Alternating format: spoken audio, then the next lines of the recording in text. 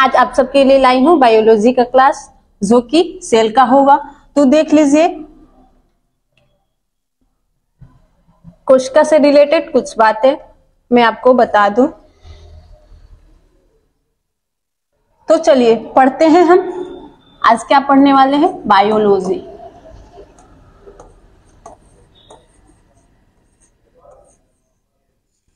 Biology दो शब्द से मिलकर बना हुआ है। किससे? तो बायो प्लस लोगोस। किससे मिलकर बना है? Bio plus logos. बायो का अर्थ होता है लाइफ और लोगोस का मतलब होता है स्टडी, अर्थात जीवन का अध्ययन ही क्या कहलाता है? बायोलॉजी।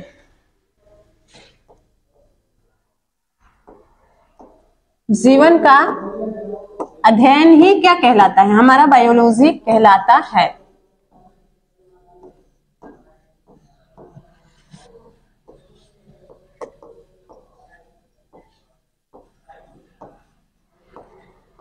कहलाता है। हम बात करें बायो शब्द की। बायोलॉजी शब्द का प्रयोग सबसे पहले किसने किया था? इस शब्द का प्रयोग, बायोलॉजी शब्द का प्रयोग सबसे पहले किसने किया था और कब किया था? बायोलॉजी शब्द का प्रयोग सबसे पहले लैमार्क ने किया था। लैमार्क कहाँ के थे? तो ये फ्रांस के थे। और एक व्यक्ति और थे, वो थे टेविरेनस। ये जर्मनी के थे। ये कहाँ के थे? जर्मनी के।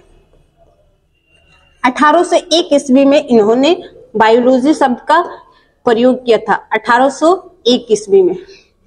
1801 ईस्वी में लैमार्क और टेविरेनस जर्मनी के थे और लैमार्क फ्रांस के थे। 1801 ईस्वी में बायोलॉजी शब्द का प्रयोग किया था। अगर हम बात करें बायोलॉजी की खोज किसने किया या जनक, यूं कह ले जनक, तो बायोलॉजी के जनक हैं हमारे अरस्तु। कौन है? अरस्तु। अगर पूछेगा शब्द तो ये लैमार्क और टेविरेनस हो जाएंगे। अगर पूछेगा जनक या खोज किसने किया तो ये अरस्तु। यहां तक क्लियर? अब आगे चलते हैं। हम बात करें बायोलॉजी को कितने भागों में बांटा गया है, तो बायोलॉजी को दो भागों में बांट दिया गया है। पहले के वैज्ञानिक ने बताया कि मतलब मानव ही बायो के अंतर्गत आते हैं, जबकि आगे चलकर इसे दो भागों में बांटा गया। एक जूलॉजी, दूसरा बॉटनी। दूसरा क्या? बॉटनी। जूलॉजी मतलब जंतु विज्ञान,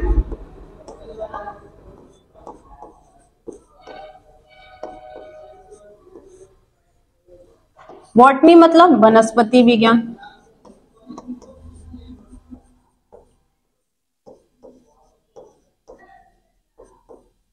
बॉटनी मतलब वनस्पति विज्ञान। जंतु विज्ञान में किसका अध्ययन करते हैं? एनिमल का। किसका? एनिमल। एनिमल बोले तो एनिमल में हम लोग भी आते हैं। आप भले ही कोई आपको जानवर बोल दे या कुत्ता बोल दे तो क्या हो जाते हैं? उस पर चिढ़ जाते हैं, लेकिन हम लोग भी एनिमल के थ्रू ही आते हैं, एनिमल के अंतर्गत ही आते हैं। बात किया जाए वनस्पति विज्ञान तो ये पेड़ पौधे, इसमें क्या आते हैं? पेड़ पौधे। बायोलॉजी में पेड़ पौधों को एक नाम दिया गया है पादप। क्या बोलते हैं? पादप। तो इसमें पादपों का अध्ययन किया जाता है। तो आज हम लोग पढ़ने वाले हैं जूलॉजी। क्या पढ़ेंगे? जूलॉजी। बात कर लिया जाए जूलॉजी के जनक कौन है, तो इसके जनक भी अरस्तु ही हैं। कौन है? अरस्तु। अगर मैं बात करूं बॉटनी के जनक कौन है, तो इसके जनक है थियोफ्रेटस। इसके जनक कौन है? थियोफ्रेटस।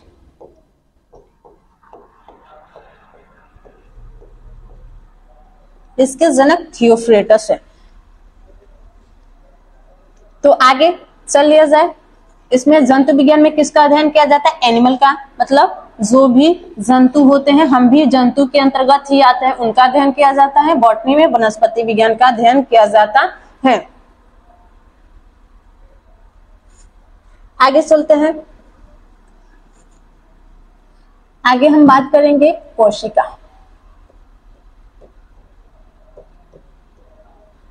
जो कि हमारा मुख्य टॉपिक है, ये सेल।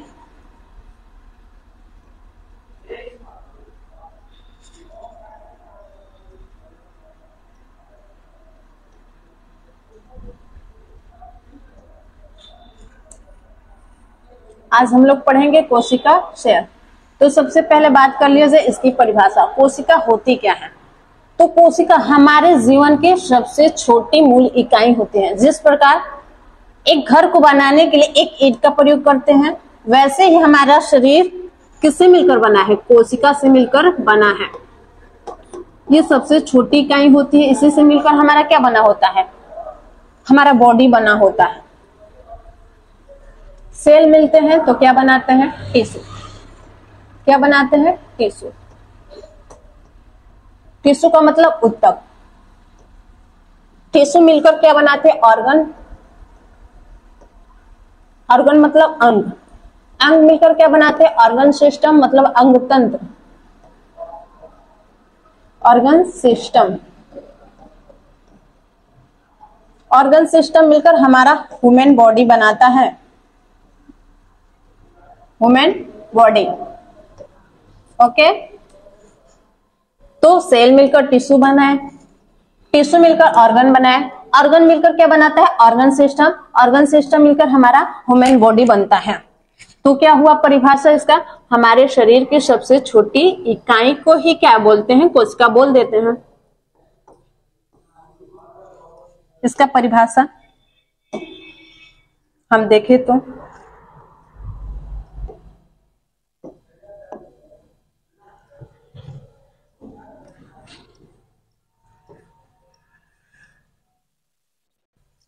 हम कोशिका की अगर परिभाषा देखें तो कोशिका क्या होती है? तो जीवन की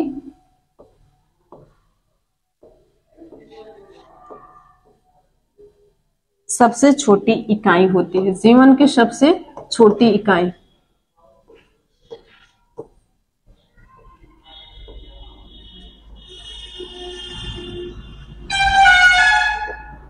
छोटी इकाई को ही क्या बोलते हैं? कोशिका बोलते हैं। जीवन की सबसे छोटी इकाई को कोशिका कहते हैं।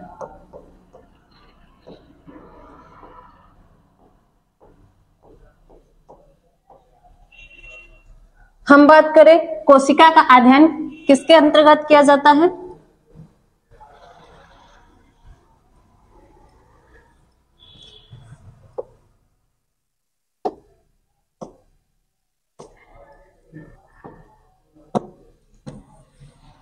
कोशिका का अध्ययन क्या कहलाता है? साइटोलॉजी।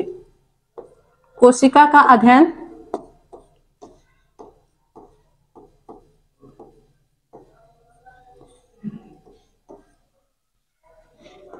कोशिका का अध्ययन किसमें करते हैं? साइटोलॉजी। हम बात करें कोशिका की खोज किसने किया था? तो सबसे पहले मृत कोशिका की खोज हुआ था। कौन किया था? तो रॉबर्ट हुक किए थे।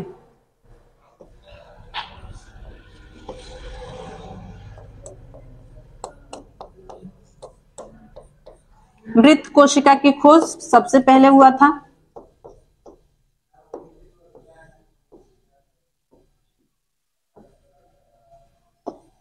कोशिका की खोज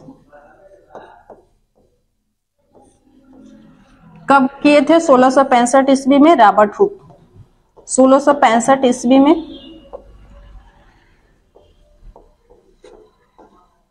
रॉबर्ट हुक। इसको याद रखिएगा, सबसे छोटी इकाई कोशिका होती है, तो सबसे छोटी चीज को हम किसके सहायता से पकड़ते हैं? हुक, मतलब चिमटे, किसी चिमटे के हुक से। तो रॉबर्ट हुक, इसको ऐसे याद रखिएगा। अगर दूसरा बात करें, मृत्यु है तो लाइफ भी चाहेगा। जीवित कोशिका मृत कोशिका की खोज तो हो गई, अब लाइव जिसमें जीवन है, जीवित कोशिका की खोज।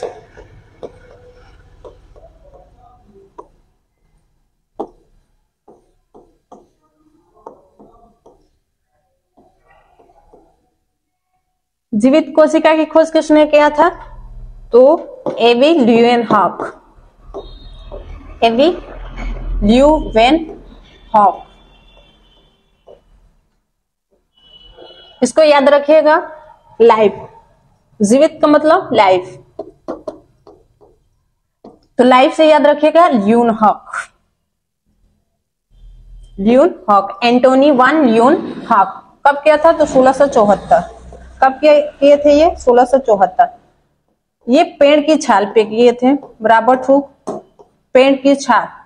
जब इन्होंने पेड़ की छाल पे गहनता से अध्ययन किया तो उन्होंने पाया कि कोशिका मधुमक्खी की छत्ते की तरह, ऐसे जो पेड़ की छाल का कोशिका था ऐसे दिखाई दिया उनको,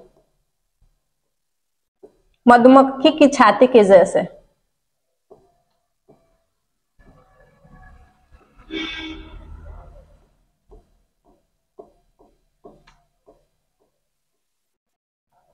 ऐसे ही उनको दिखाई दिया था।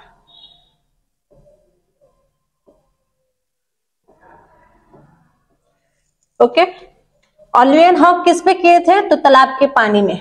जीवित कोशिका की खोज किए थे तालाब की पानी में, तालाब के पानी में।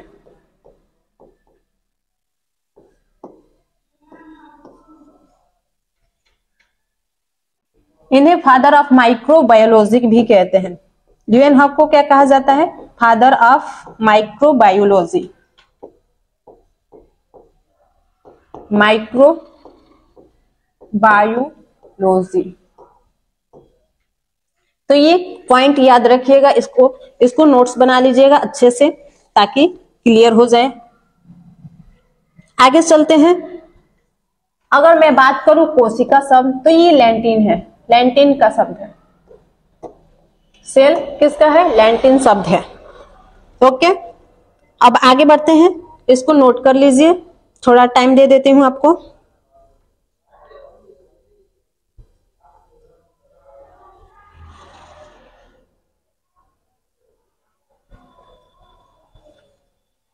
आई होप कि आपने नोट कर लिया होगा, तो मैं आगे बढ़ती हूं। अब मैं बात करती हूं कोशिका सिद्धांत।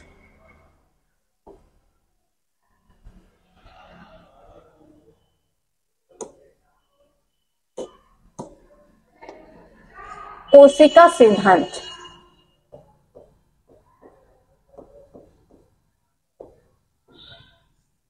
कोशिका सिद्धांत किसने दिया था? तो स्लाइडेन और श्वान, दो व्यक्ति थे, उन्होंने दिया था।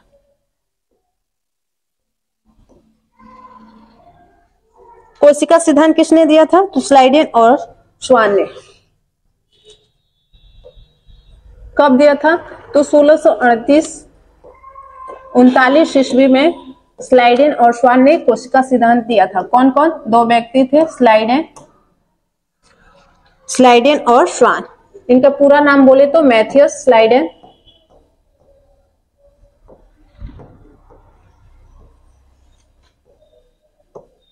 मैथियस स्लाइडेन और थियोडर श्वान।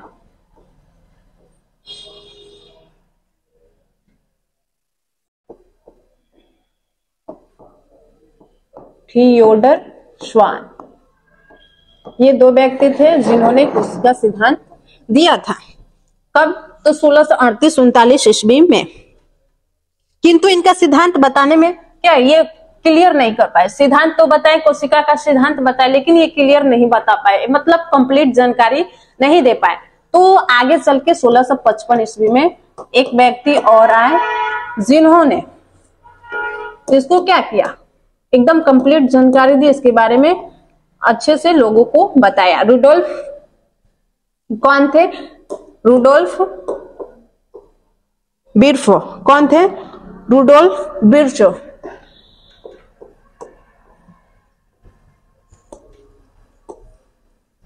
ये व्यक्ति थे 1675 ईस्वी में इन्होंने कोशिका सिद्धांत को क्या क्या सुधारा, क्या किया, ये कोशिका सिद्धांत को सुधारे। रूडोल्फ विर्चो ने कोशिका सिद्धांत को सुधारा।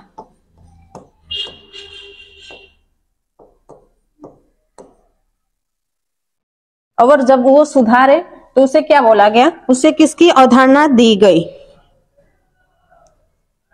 तो उसे बोला गया ओमिनस सेल्यूला ए सेल्यूला। सेल्यूला कोशिका सिद्धांत को सुधारा और उसे ओमिनस सेल्यूला ए सेल्यूला की अवधारणा दी।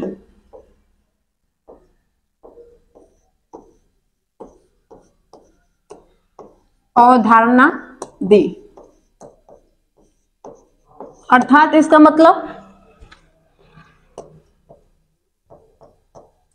मतलब कि जितनी भी कोशिका हैं अभी वर्तमान में, वो अपने से पूर्व किसी अपने समान कोशिका से विभाजित होके आए हैं। इन्होंने क्या कहा कि अगर कोशिका है, वर्तमान में अभी कोई कोशिका है, तो वो अपने से पूर्व किसी कोशिका के, इसी के समान जो कोशिका होगी उसी से ये आया है, उसी के विभाजन से ये अभी वर्तमान में है।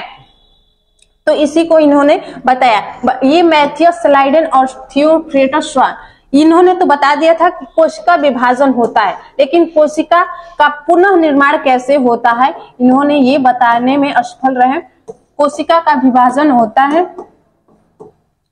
यहां तक तो बता दिए थे, कोशिका का विभाजन होता है, किंतु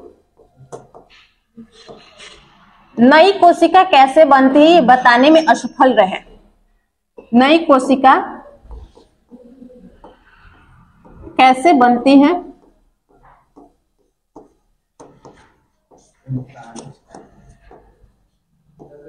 नहीं बताए थे। तो आगे चलकर इसी को सुधारा कौन, रूडोल्फ विर्चो ने। उसे ही ओमिनस सेल्यूला ए सेल्यूला की अवधारणा दी गई। इन्होंने क्या कहा था, विर्चो ने बताया कि सभी नई कोशिकाएं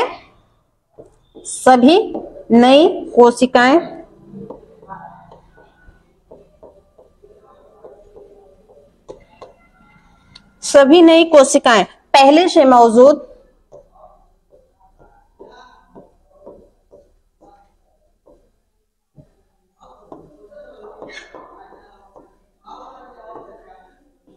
से मौजूद कोशिकाओं के विभाजन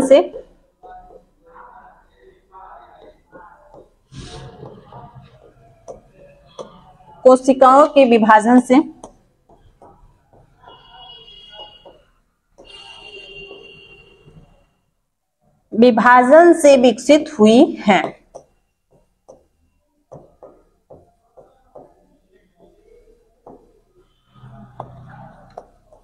यहां तक बात क्लियर? आई होप कि यहां तक आप सभी को समझ आया होगा। तो हम आगे बढ़ते हैं, इसको नोट कर लीजिए, कुछ टाइम मैं आपको दे देती हूं।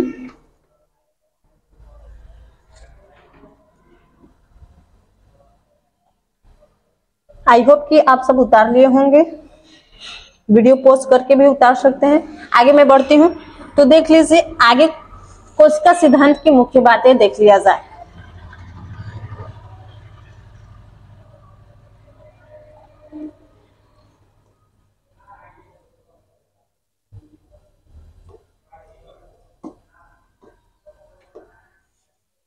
क्या देखेंगे आगे, कोशिका सिद्धांत की मुख्य बातें। कोशिका सिद्धांत की मुख्य बातें।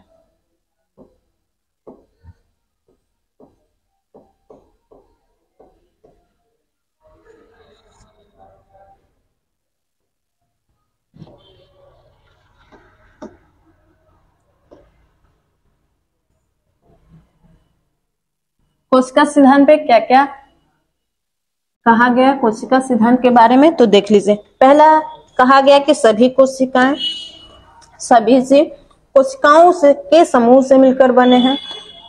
पहला क्या बोला गया? पहला बोला गया सभी कोशिकाएं सभी जीव एक से अधिक कोशिकाओं से मिलकर बने हैं। सभी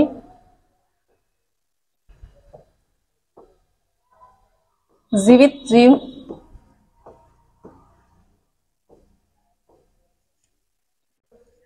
कोशिका या कोशिका उत्पाद से मिलकर बने हैं। मतलब जो कोशिका का उत्पाद होगा, जैसे विभाजन होगा, ये कोशिका है, इसके विभाजन से एक और कोशिका बनेगा, मतलब इसके उत्पाद से बने हैं। सभी जीवित कोशिका, सभी जीवित जीव कोशिका या कोशिका उत्पाद से बने हैं।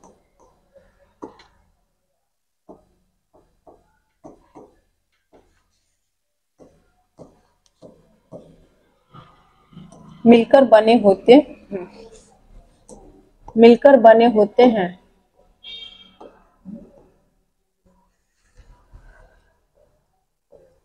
बने होते हैं। अगर मैं दूसरी बात करूं, दूसरा क्या कहा गया इसमें कोशिका सिद्धांत पे, तो उसका दूसरा पॉइंट देख लीजिए।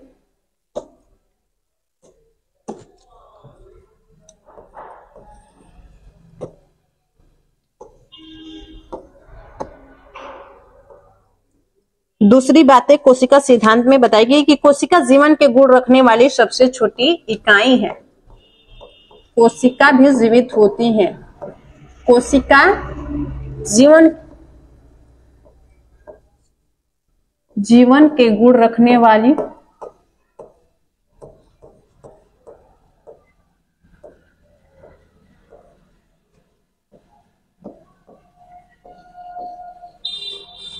सबसे छोटी इकाई है।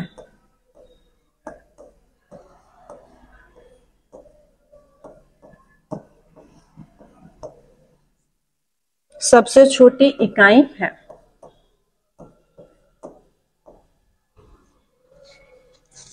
तीसरा बात क्या बोला गया?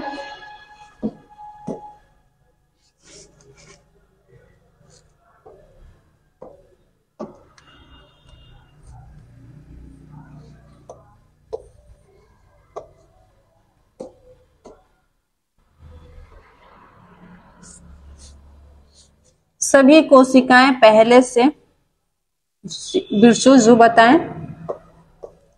सभी कोशिकाएं पहले से, सभी नई कोशिकाएं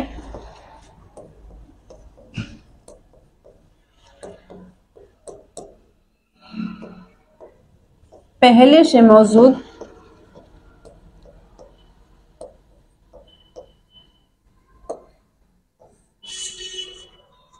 मौजूद कोशिकाओं के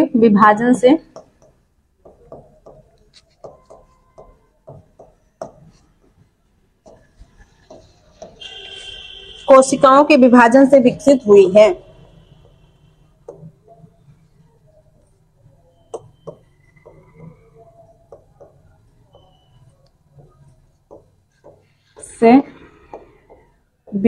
हुई है।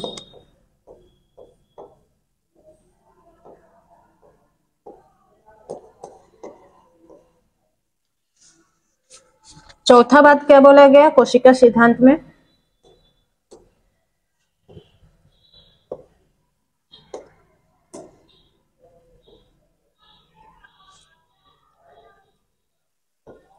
कोशिका का निर्माण जिस क्रिया के द्वारा होता है, कोशिका का निर्माण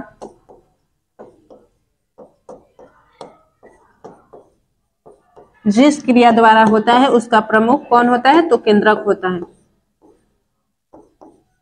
द्वारा होता है, उसका प्रमुख कौन होता है? केंद्रक। उसमें प्रमुख कार्य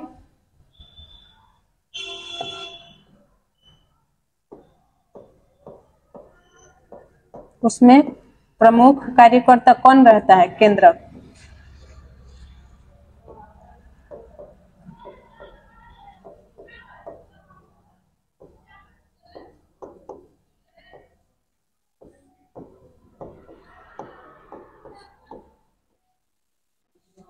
तो ये 4 बातें कोशिका सिद्धांत में बताई गई इस मुख्य बातें हैं। सभी जीवित जीव कोशिका या कोशिका उत्पाद से मिलकर बने होते हैं। कोशिका जीवन के गुण रखने वाली सबसे छोटी इकाई है, मतलब ये जीवित होती है, कोशिका में भी जीवन होता है, वो निर्जीव नहीं होती। तीसरा बात बोला गया है, सभी नई कोशिकाएं पहले से मौजूद कोशिकाओं के विभाजन से विकसित हुई है। चौथा बात बोला गया है, कोशिका का निर्माण जिस क्रिया द्वारा होता है उसमें प्रमुख कार्यकर्ता कौन होता है? केंद्रक होता है। उसमें प्रमुख कार्य कौन करता है? केंद्रक। कोशिका का एक केंद्रक होता है, इसके बारे में हम लोग आगे पढ़ेंगे। इसकी खोज किसने किया था? तो रॉबर्ट ब्राउन। केंद्रक की खोज, कोशिका की केंद्रक की खोज किसने किया था? Robert brown. 1831 ईस्वी में इसकी खोज किए थे कौन? Robert brown. किसकी खोज? तो कोशिका के केंद्रक की खोज।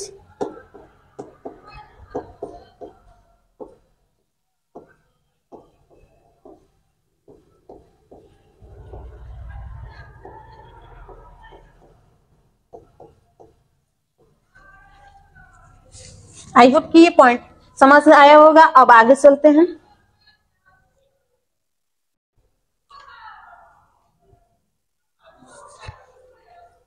एक अपवाद एक्सेप्शन होते हैं वायरस।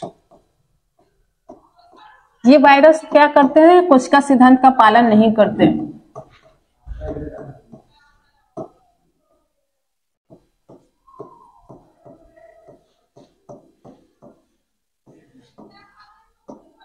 कोशिका सिद्धांत का पालन नहीं करते हैं।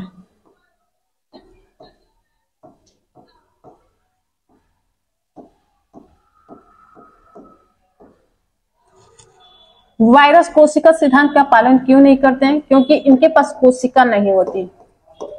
ये दूसरे से कोशिका लेकर कोशिका नहीं होती, इनमें कोशिका नहीं होती,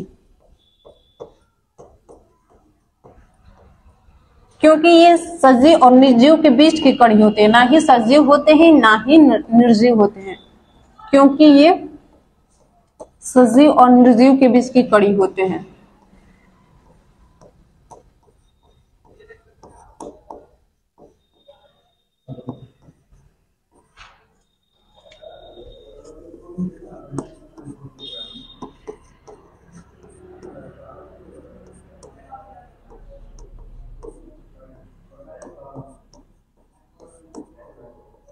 ये कोशिका विभाजन नहीं कर पाते। क्यों? क्योंकि ये ना ही सजीव होते हैं और ना ही निर्जीव होते हैं। ये सजीव और निर्जीव के बीच की कड़ी होते हैं। ये दूसरे से कोशिका लेकर क्या करते हैं? अपनी बढ़ोतरी करते हैं। दूसरे से कोशिका लेकर उत्पन्न होते हैं। दूसरे से कोशिका लेंगे तो फिर वायरस उत्पन्न करते हैं। तो ये टॉपिक आप याद रखिएगा। वायरस क्या होते हैं? तो ये कोशिका विभाजन नहीं करते, ये एक्सेप्शन होते हैं। सबसे धीमी गति से कोशिका विभाजन कौन करता है? अगर मैं बात करूं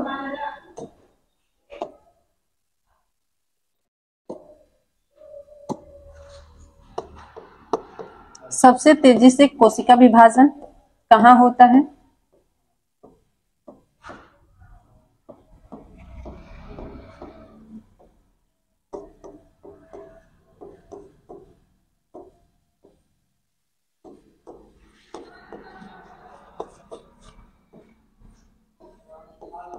तो यकृत करता है, बहुत ही तेजी से कोशिका विभाजन करता है, जिसको लीवर बोलते हैं। ये कहाँ होता है? दाएं साइड। तो जब भी चाकू लगता है, अगर दाएं साइड लगेगा तो वो तो ठीक होने की संभावना है। क्यों? क्योंकि यकृत तेजी से कोशिका का विभाजन करता है। बाएं साइड लग जाए, अगर चाकू बाएं साइड लग जाए तो उधर प्लीहा होता है। क्या होता है? प्लीहा, जिसको स्प्लीन बोलते हैं।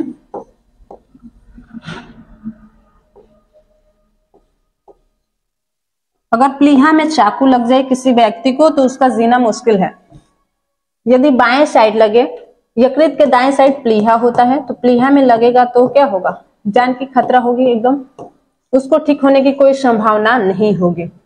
अगर दाएं साइड रहेगा तो यकृत होता है दाएं साइड में, तो ये बहुत तेजी से कोशिका का विभाजन करता है, तो घाव को जल्दी भर देगा। अगर मैं बात करूं सबसे कम तेजी से, मतलब सबसे धीमी गति से कौन करता है?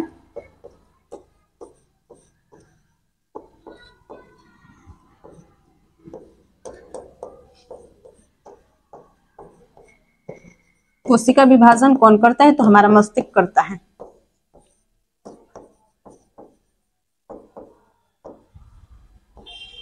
कौन करता है? मस्तिष्क।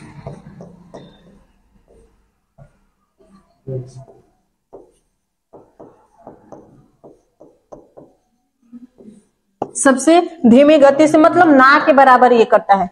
जब भी किसी इंसान को चोट लग जाए तो देखिएगा कि वो क्या हो जाता है, अलस पड़ जाता है, ना उसके हाथ काम करते हैं ना पैर काम करते हैं, हाथ पैर काम नहीं करते, हाथ या पैर काम नहीं करता। किस कारण नहीं करता? क्योंकि उसके मस्तिष्क में ब्लड जम जाते हैं, उसके मस्तिष्क के नस में क्या हो जाता है? ब्लड जम जाता है, जिसके कारण एमसीबी गिर जाता है। माइंड में एमसीबी होता है, 2-3 एमसीबी गिर जाते हैं, इसके कारण हाथ और पैर काम नहीं करते। तो डॉक्टर क्या करता है? ऑपरेशन करता है। वो पहले सीटी स्कैन करेगा कि कहाँ ब्लड जमा है। सीटी स्कैन में अगर ब्लड जमा दिखेगा तो फिर क्या करेगा? उसका ऑपरेशन करके निकाल देगा। फिर तो पुनः व्यक्ति क्या हो जाता है? ठीक हो जाता है। तो मस्तिष्क को इसलिए बचा के रखना चाहिए। यहाँ पे कोशिका विभाजन नहीं होता, एकदम नामात्रा का कोशिका विभाजन होता है। वहां पे चोट लगे तो ठीक होना मुश्किल है। आगे देख लिया जाए।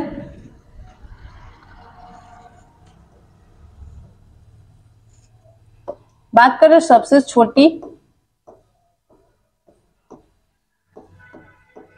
छोटी कोशिका कौन होती है?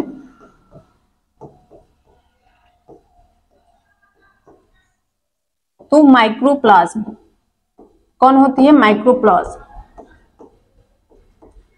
माइक्रोप्लाज्म गैलीसेप्टिकमा।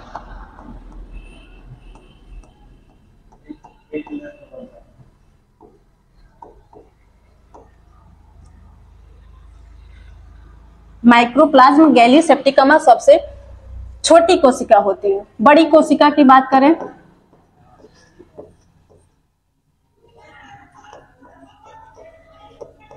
सबसे बड़ी कोशिका किसकी होती है? शुतुरमुर्ग की अंडे की।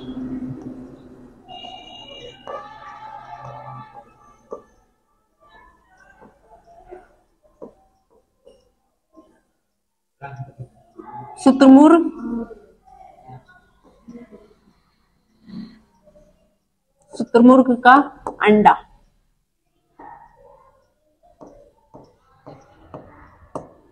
ये लगभग कितना होता है? शुतुरमुर्ग का अंडा 1.35 केजी होता है।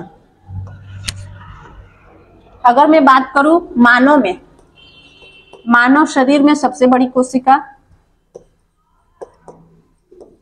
मानव शरीर में सबसे बड़ी कोशिका कौन होती है?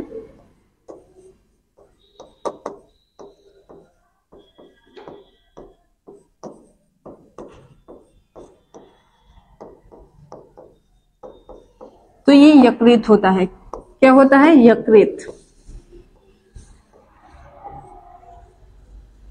अगर मानव शरीर में ये ग्रंथि होता है, सबसे बड़ी ग्रंथि। मानव शरीर में सबसे बड़ी कोशिका की बात करें तो अंडाणु होता है। अंडाणु, ओवम, ये फीमेल में पाया जाता है।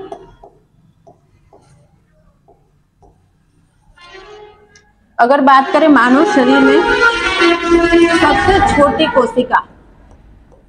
छोटी कोशिका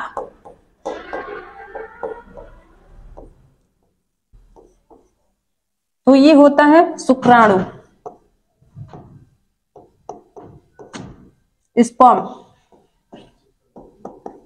स्पर्म होता है सबसे छोटी कोशिका। ये मेल में पाया जाता है।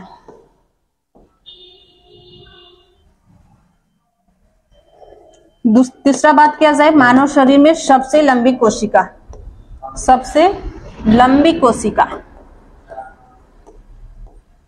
तो ये होता है तंत्रिका तंत्र। क्या होता है? तंत्रिका तंत्र।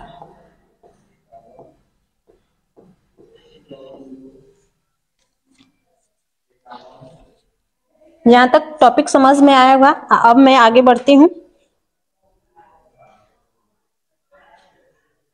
अब देख लेते हैं कोशिका विभाजन के आधार पर जीवों के प्रकार। कोशिका विभाजन के आधार पर जीवों के प्रकार।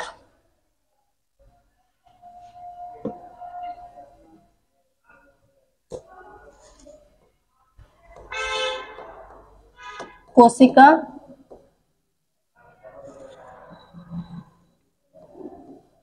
विभाजन के आधार पर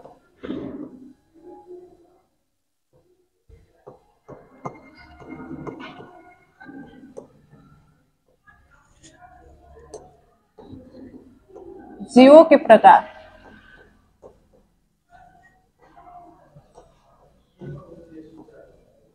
तो कोशिका विभाजन के आधार पे जीवों के दो प्रकार होते हैं। कितने? दो प्रकार होते हैं। कौन कौन? तो अनेक कोशिकीय और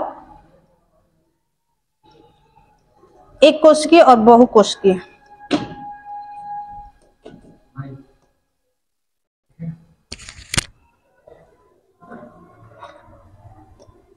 कौन कौन होता है? पहला एक कोशिकीय जीव,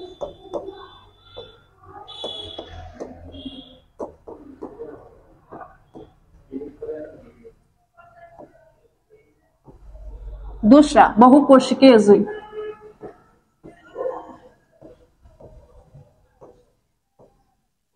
बहुकोशिकीय जीव या अनेक कोशिकीय जीव।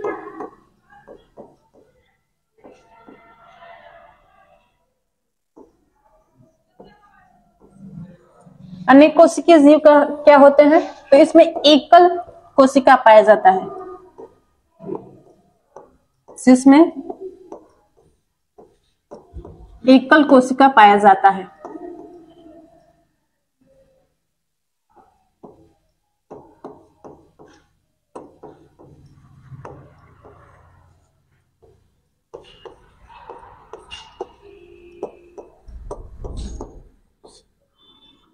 उसे क्या बोलते हैं? एक कोशिकीय। बहुकोशिकीय जिनमें एक से अधिक कोशिका पाया जाता है।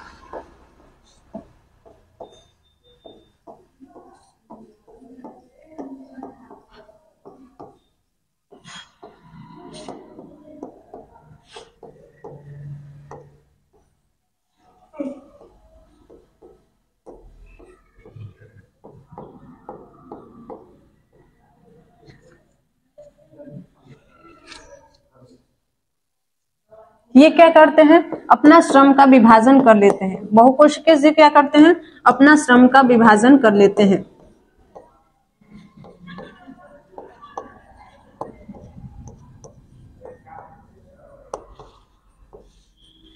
अपने श्रम का विभाजन कर लेते हैं।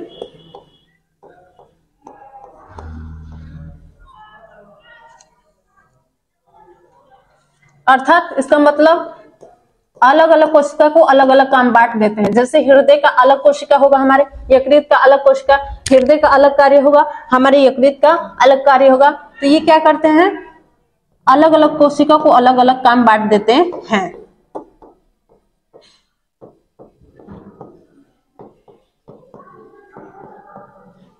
अलग अलग कोशिका को अलग अलग काम बांट देते हैं कि तुम ये करो, तुम वो करो।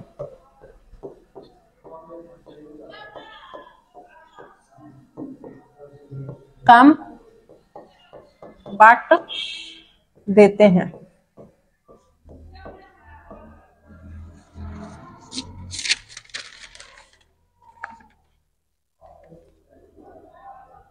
एक कोशिकीय जीव में कौन कौन आते हैं, इसका एग्जांपल देख लीजिए।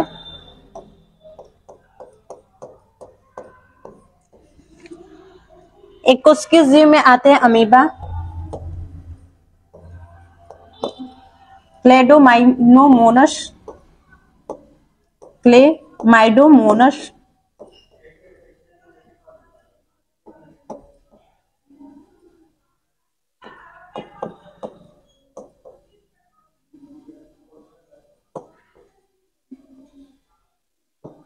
अमीबा, क्लेमाइडोमोनास और पैरामीशियम। और बैक्टीरिया।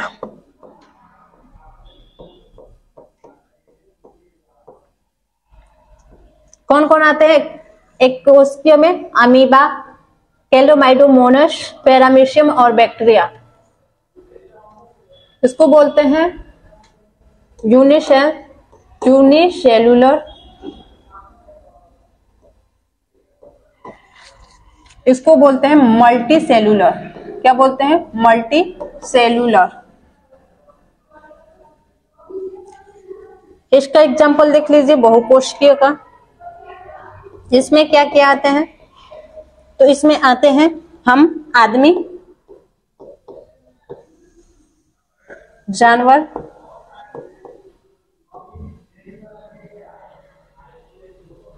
पौधे,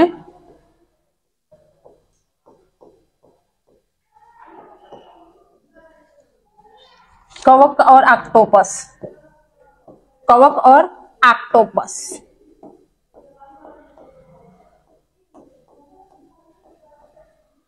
कवक और ऑक्टोपस ये बहुकोशिकीय होते हैं।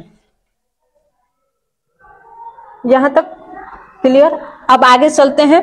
कोशिका का संरचनात्मक संगठन मतलब उसका संरचना कैसा होता है, इस पे ध्यान दे लिया जाए।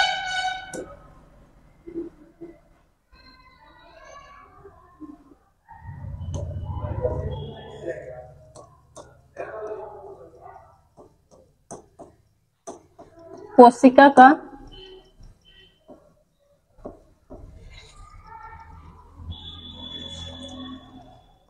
कोशिका के संरचनात्मक संगठन।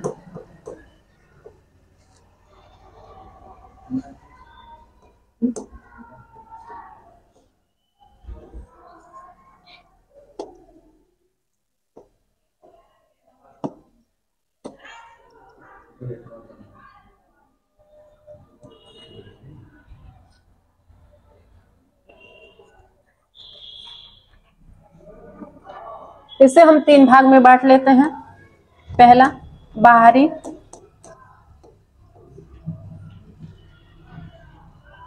दूसरा आंतरिक,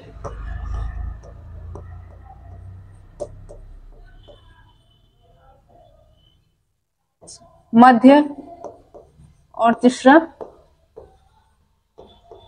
आंतरिक।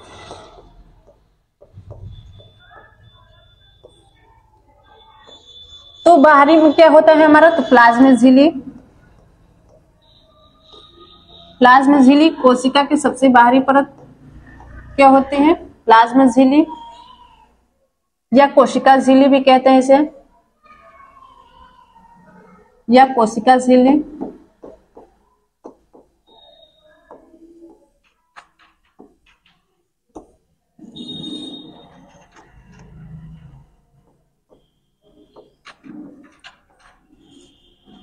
और एक होता है कोशिका भित्ति। अगर बाहर की परत पे बात करें कोशिका की, तो कोशिका झिल्ली या प्लाज्मा झिल्ली या कोशिका भित्ति पाई जाती है।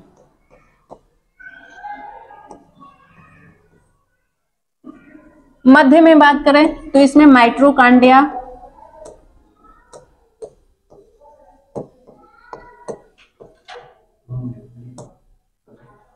गाल्जी का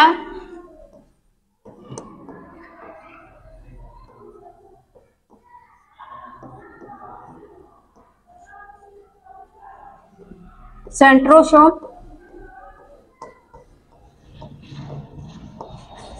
और भी इसमें पाए जाते हैं। इसके बारे में मैं चर्चा करूंगी, एकदम एक एक टॉपिक पे चर्चा होगा। माइटोकॉन्ड्रिया, गोल्गी का, सेंट्रोसोम क्या होता है, इनका कार्य क्या होता है। अगर मैं बात करूं आंतरिक में, ये मैं समझने के लिए आपको 3 भागों में बांटती ताकि आसानी से समझ में आएगा। आंतरिक में क्या होता है? केंद्रक। केंद्रक की खोज मैं अभी बताई, कौन किया था? केंद्रक की खोज किए थे रॉबर्ट ब्राउन। कब? 1831 ईस्वी में। कब किए थे? 1831 ईस्वी में। तो पढ़ लिया जाए। ये बाहरी परत हमने देख लिया। मध्य परत क्या, मध्य में क्या क्या होते हैं ये सब। और आंतरिक में क्या होता है? आंतरिक भाग में केंद्रक होता है। कोशिका की बात करें हम तो कोशिका, मान लीजिए कोशिका है, इतना बड़ा तो नहीं होता हो, मैं आपको समझाने के लिए बताई, वो बहुत ही एकदम सरसों के दाने से भी छोटा, उसे हम अपने आंखों से नहीं देख सकते, इतना छोटा होता है वो। तो ये सबसे ऊपर वाला परत जो होता है, यही क्या होता है, प्लाज्मा झिल्ली या कोशिका झिल्ली। इसी को क्या बोलते हैं, प्लाज्मा झिल्ली या कोशिका झिल्ली। प्लाज्मा झिल्ली या कोशिका झिल्ली।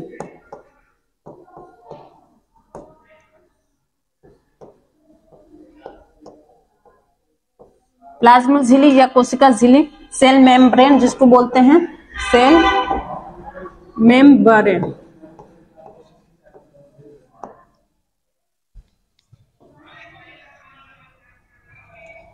ये किसका बना होता है, ये प्रोटीन का और लिपिड का बना होता है, प्रोटीन और लिपिड का बना होता है।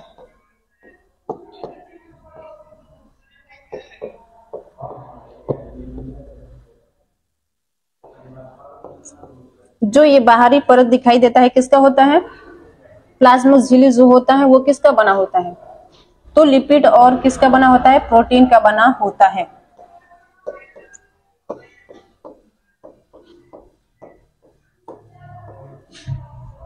प्रोटीन को क्या बोलते हैं, फास्फो प्रोटीन,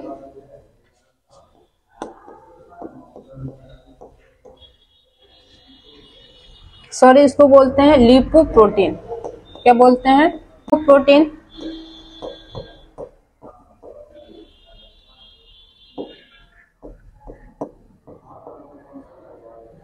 और लिपिड को क्या बोलते हैं, फास्फोलिपिड, फास्फोलिपिड।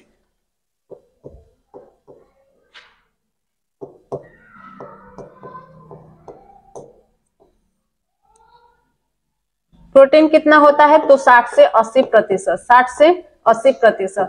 फास्फोलिपिड कितना होता है, 40 से 20%। किसमें, सेल मेम्ब्रेन में। प्रोटीन कितना होता है, 60 से 80, और फास्फोलिपिड कितना होता है, मतलब लिपिड कितना होता है, तो 40 से 20% होता है।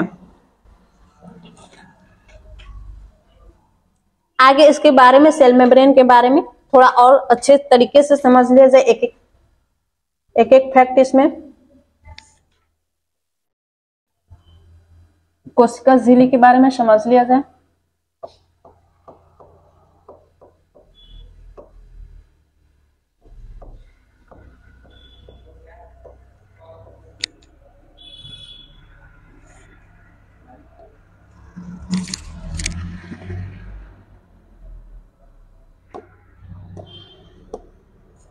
कोशिका झिल्ली के बारे में समझ लिया जाए।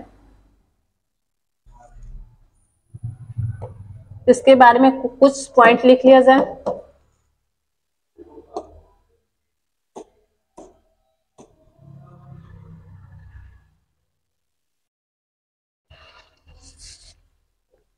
ये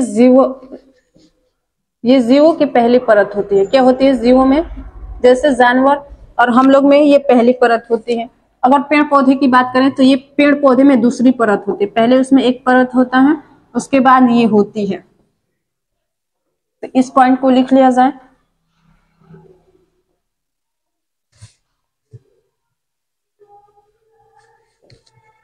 यह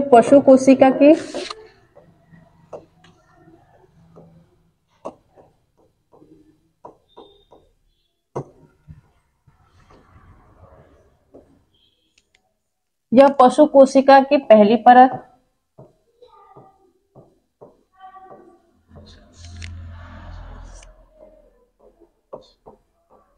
और पेड़ पौधे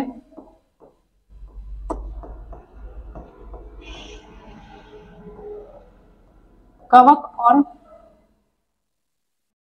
बैक्टीरिया की दूसरी परत होती है। ये कवक और बैक्टीरिया की दूसरी परत होती है।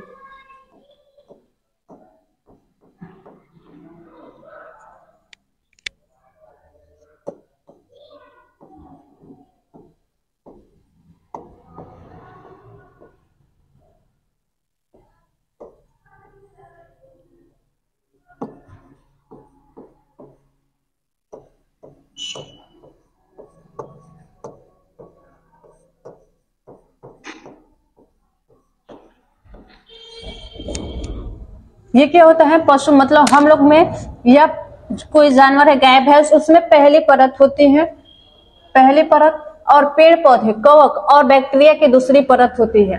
ये पहले इनके ऊपर एक झिल्ली होती है जिसे बोलते हैं कोशिका झिल्ली, कोशिका भित्ति, सॉरी कोशिका भित्ति पौधों में।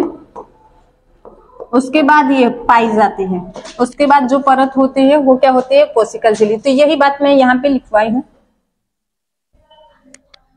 अगला पॉइंट देख लिया जाए सेल मेम्ब्रेन के बारे में।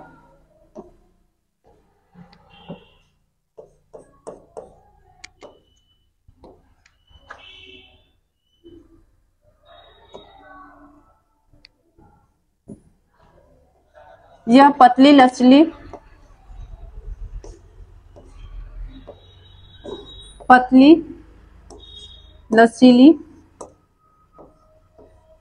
तथा जीवित होती है।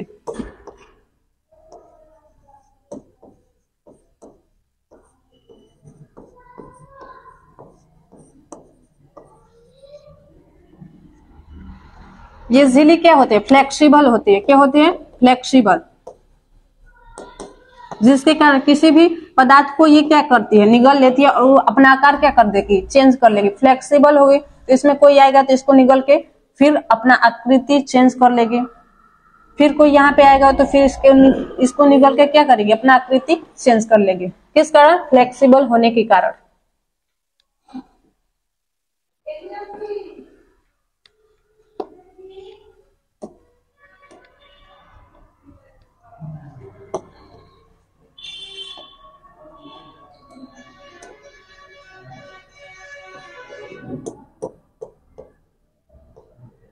ये क्या करते हैं, किसी भी पदार्थ को चयन करके अपने अंदर जाने देती है। अगर उपयोगी रहेगा तो उसको कोशिका के भीतर जाने देगी, अगर उपयोगी नहीं रहेगा तो कोशिका के अंदर नहीं जाने देगी।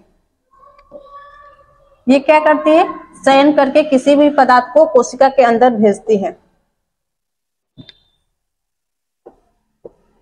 यह चयन करके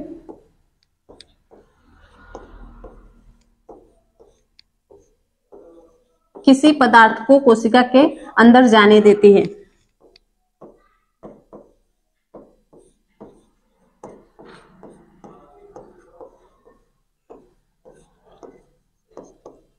जाने देती है अर्थात अगर उपयोगी रहेगा तो उसको जाने देगी, नहीं रहेगा तो उसको बाहर ही रहने देगी। अगर उपयोगी पदार्थ रहेगा तो अंदर भेज देगी,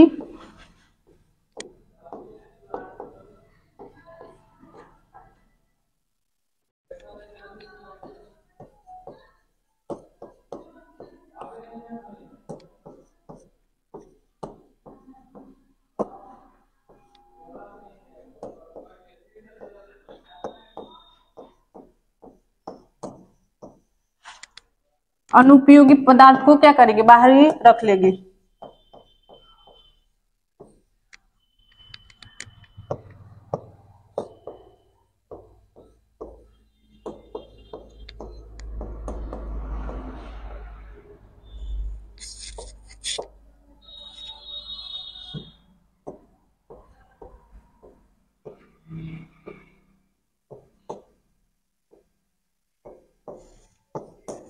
इतना बात समझ में आए, आगे चलते हैं दूसरे पॉइंट पर।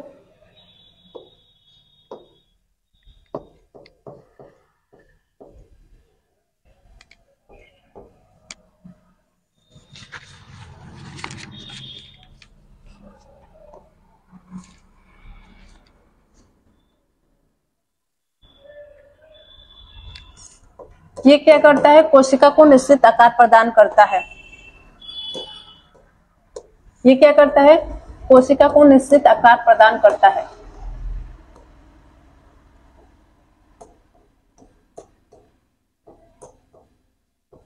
ये कोशिका के चारों तरफ पाया जाता है, तो ये क्या करेगा, कोशिका को निश्चित आकृति प्रदान करता है।